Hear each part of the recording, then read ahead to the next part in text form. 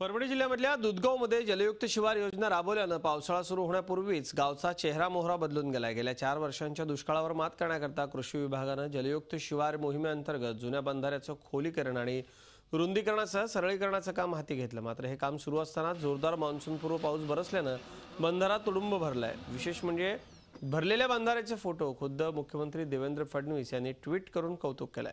जिंतूर तालुक्यातल्या दुधगावमधल्या या जलसंधारणाच्या कामामुळे शिवारातल्या विहिरी आणि बोरच्या पाण्याची पातळी वाढली, तसंच पाणी टंचाई कमी होण्यास मदत झाली। दुधगावमध्ये 61 लाख रुपये खर्चून 4 बंधाऱ्यांचं काम सुरू आहे। या गावामध्ये आम्ही 4 बंधारे घेतले होते जल खोलीकरणाचे। त्यापैकी 4ही बंधाऱ्यामध्ये आता साधारणपणे पाणी आलेले आहे। हा बंधारा आपण जे उभा आहेत आपण प्रत्यक्ष हा 500 मीटर लांबीचा आहे, 10 मीटर रुंद आहे आणि 10 फूट खोल आहे।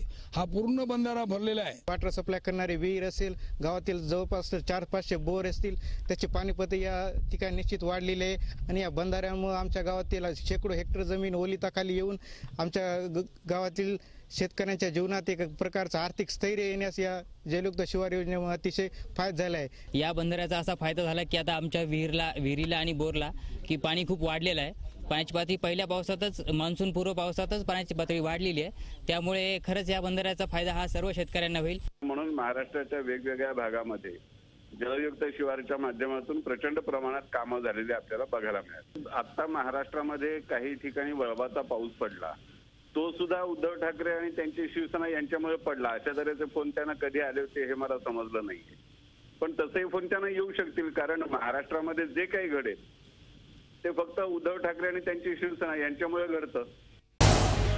झी 24 तास रहा एक पाऊल पुढे।